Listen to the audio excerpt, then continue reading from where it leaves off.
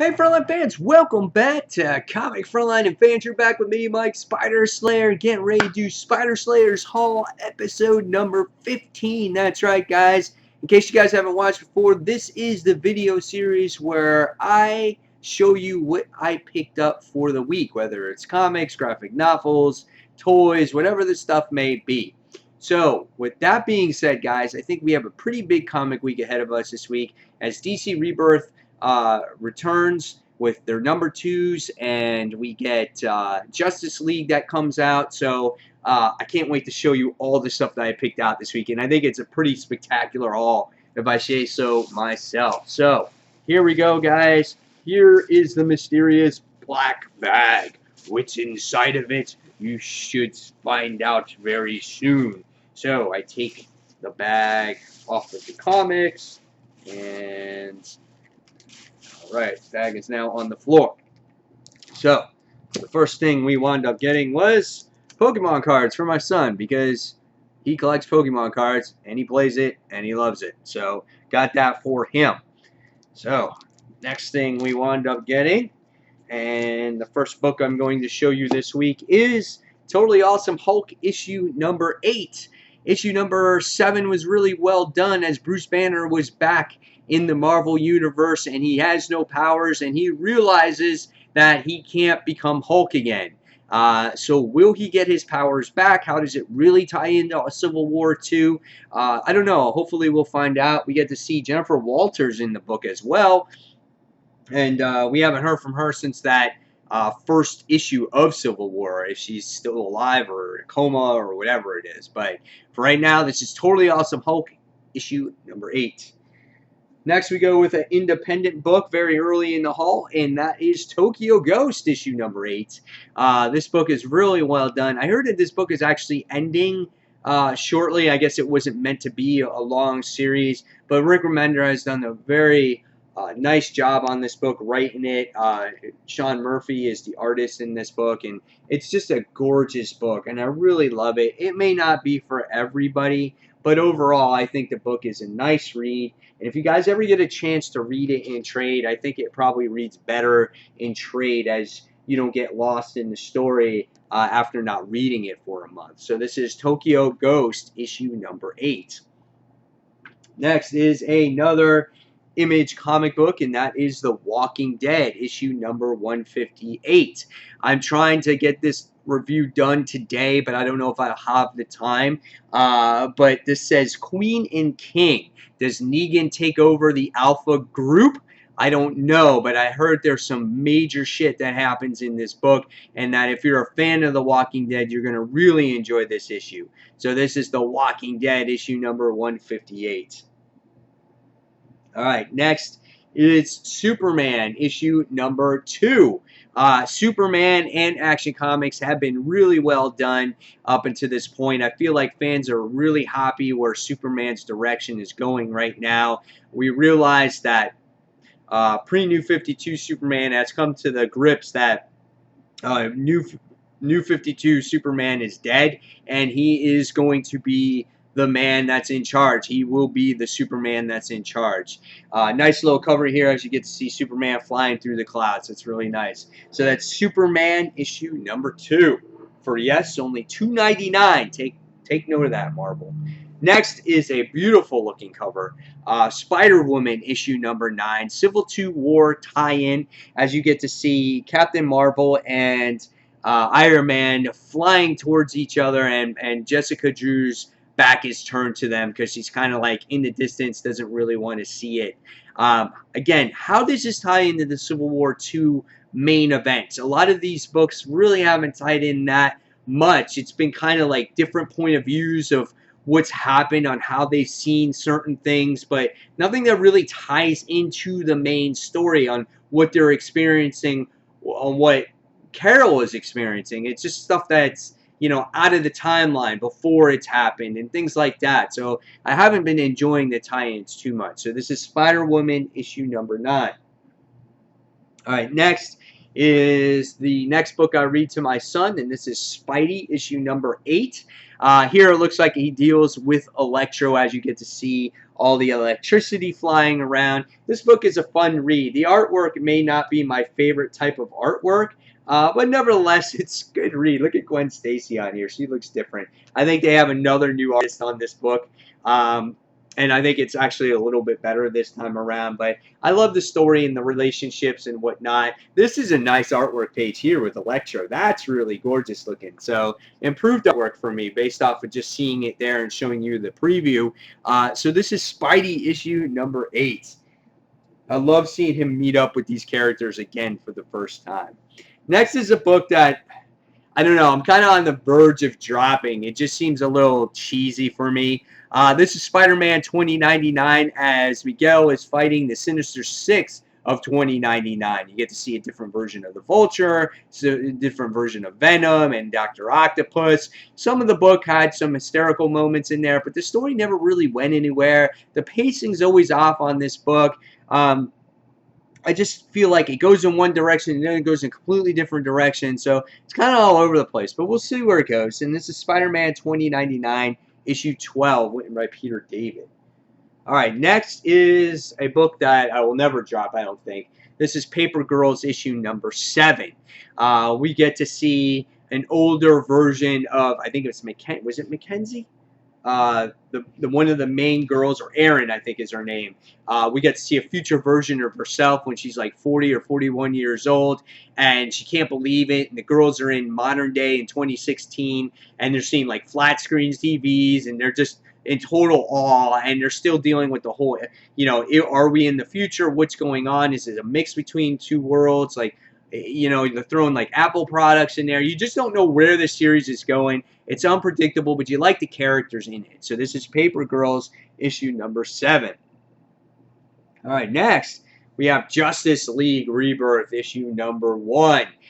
So will this series be comparable to Jeff Johns' run? You know, we have Hitch that's on it. The artwork done is on this particular issue, since it's the Rebirth one, is done by I don't even see it. I think it is done by Hitch as well. But it looks pretty interesting when you open it up. It's like they're finding like an octopus or squid-looking creature right off the bat. I'm sorry, it's a big, gigantic cockroach. That's interesting, and that's going all out right there. People are getting eaten by these cockroach guys. This is insane. I can't wait to read this now, and it has the Justice League right in action right from the start. So this looks like it's going to be an interesting book. Can't wait to see where it goes. Again, the main thing, though, will it be comparable to Jeff Johns' New 52 run?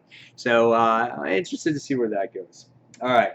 Next is The Road to Civil War. Once again, Invincible, lackluster Iron Man series that promised to be so good and so interesting that Dave Marquez is going to be on the artwork. And for one story arc, it seemed like it had that promise. But once Civil War came out, this book went down the shitter. It went down quick. And now, I just read an article on CBR that they're redoing and relaunching an Invincible Iron Man series with a new Iron Man, the female girl, whatever she is. God damn it, Marvel. Like, seriously. You're just writing for trades. That's what it seems to be. We're writing 6 or 7 issues, slap a trade on it, and then we're going to resell it again. The problem is the universe is becoming convoluted, and people are not going to know who's what, where it took place when, what's going on. It's just getting all over the place. Why can't we just have a continuous freaking universe where we sit there, we read it. If we want to find out a history, we go back to issue number 43, and it's referenced in a comic. Why go back to, oh, if you want to see this story, go back to volume number 3, read issue number 22, then go to the new volume, issue number 1, where it continues from there. And then you're going to be like, what? So, I mean, why make it so hard? And it's just so frustrating.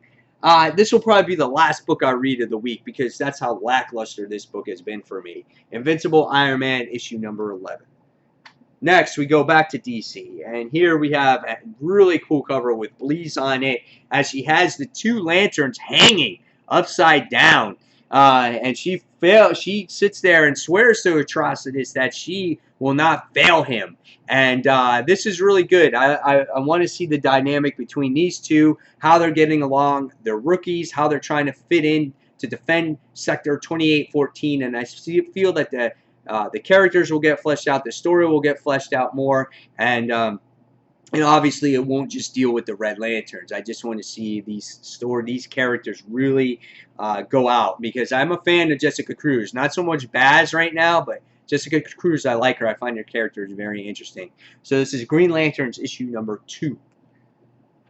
All right, next we have Green Arrow issue number 2.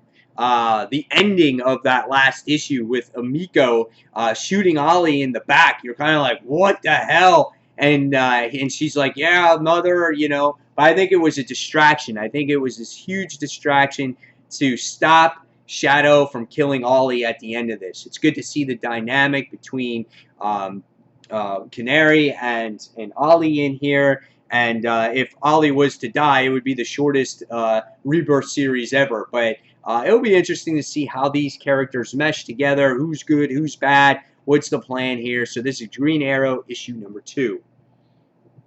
Next is a book that I'm quite interested in, because we haven't seen this character in a long time, really, in the Marvel Universe. And this is Kingpin 1. This is ties into the Civil War 2, and it deals with all the villains. Really nice looking cover, as you get to see Carnage and Hobgoblin and Regent and a lot of other characters in here.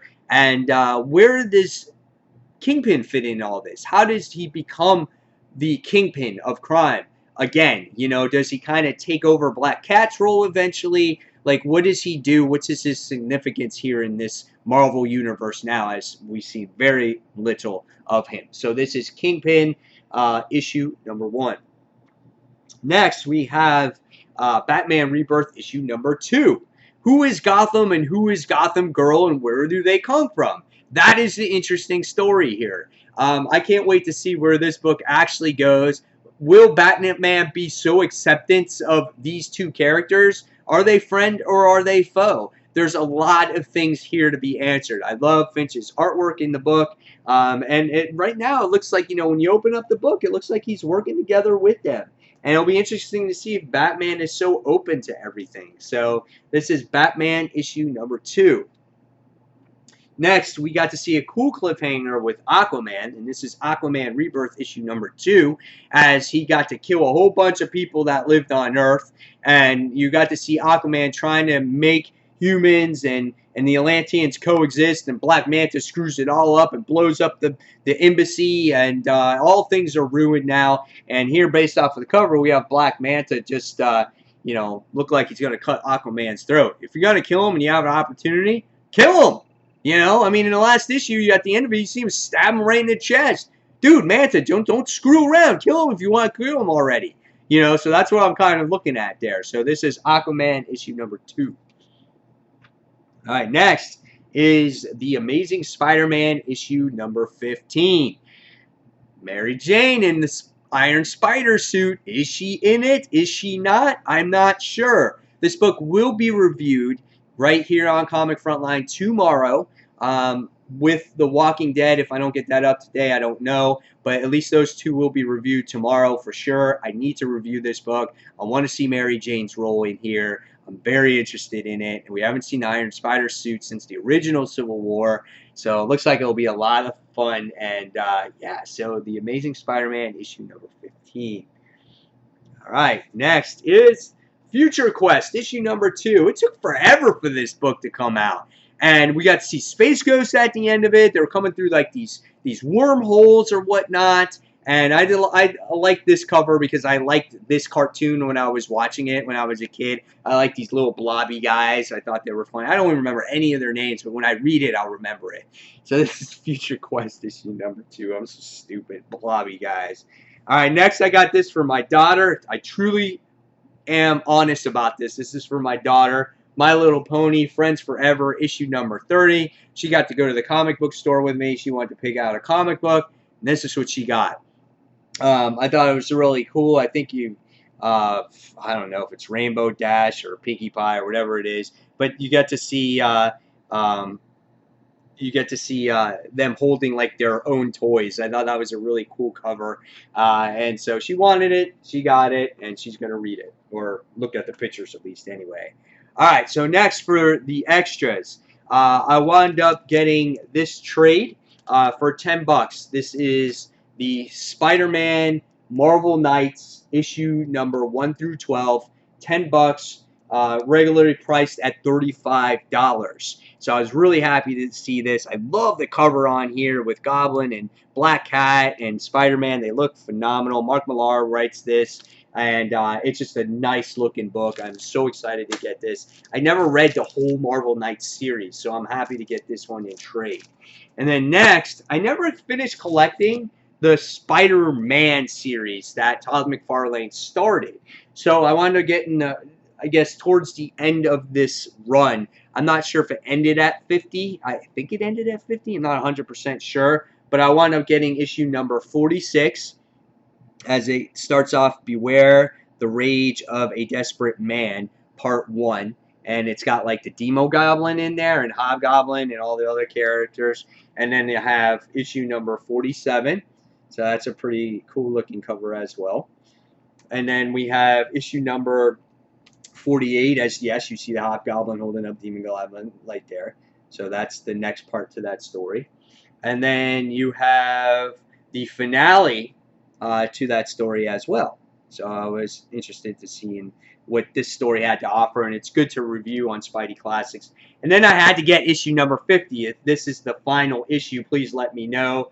It's a gimmick issue. It has Spider-Man and his eyes on there. Look at that. That's pretty cool. Like, the eyes are like 3D, and you get to see, like, Kraven the Hunter in there.